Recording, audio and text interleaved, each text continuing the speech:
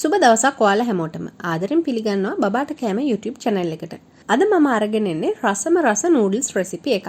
මේක ඔයාගේ අවුරුද්දට වැඩි බබාලට ඕනම ප්‍රධාන මේලකට ඒ වගේම බබාගේ ලන්ච් බොක්ස් එකට හදලා දෙන්න පුළුවන්. තාමත් බබාට කෑම YouTube channel එක subscribe කරලා නැත්නම් අපේ channel එක subscribe කරන්න.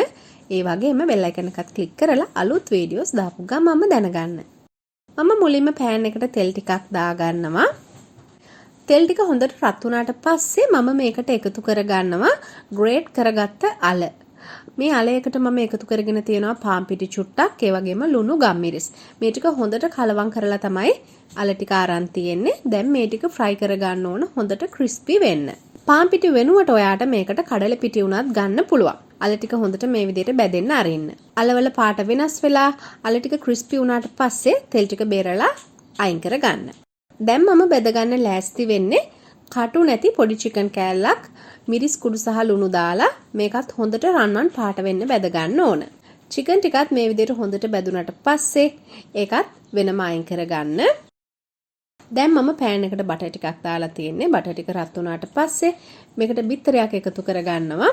ඒ වගේම බිත්තරේට ලුණු චුට්ටකුත් දාගන්නවා. අවශ්‍ය නම් ගම්මිරිස් කුඩු එකතු කරගන්න. ඊට පස්සේ අපිට තියෙන්නේ මේක හොඳට ස්ක්‍රැම්බල් කරගන්න.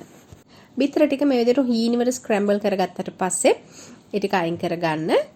දැන් මම පෑන් එකට තෙල් චුට්ටක් වෙන්න දාලා තියෙන්නේ. ඊට පස්සේ එකතු කරගන්නවා තලාගත්ත ඉඟුරු, සුදු ලුණු සහ ලුණු. ඒ වගේම කරපිංච කොළ ටිකකුත් දාලා මේක හොඳට සුවඳ එන්න ටෙම්පරාදු කරගන්නවා. දැන් මම එකතු කරගන්නේ තඹගත්ත නූඩල්ස්. නූඩල්ස් ටික තඹ ගන්නකොට ලුණු දාලා තමයි තඹගෙන තියෙන්නේ. දැන් මම මේක හොඳට ටෙම්පරාදු කරගන්නවා.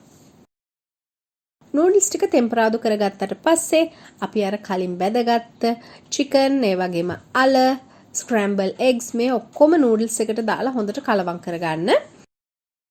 මේ වෙලාවේදී රස බලලා ඔයගලන්ට අවශ්‍ය නම් ලුණු ගම්මිරිස් හැම එකතු කරගන්න පුළුවන්.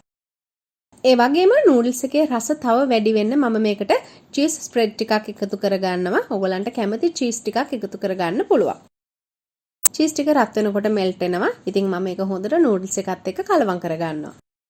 ඔන්න ඔය විදිහට හරීම රසට පෝෂ්‍යදායී විදිහට අපිට නූඩල්ස් එකක් හදාගන්න පුළුවන්. මේ නූඩල්ස් එකෙන් එන්නේ අපි සාමාන්‍යයෙන් එළවලු ටෙම්පරාදු කරලා හදාගන්න නූඩල්ස් එකේ රසට වඩා ගොඩක් වෙනස් රසක්.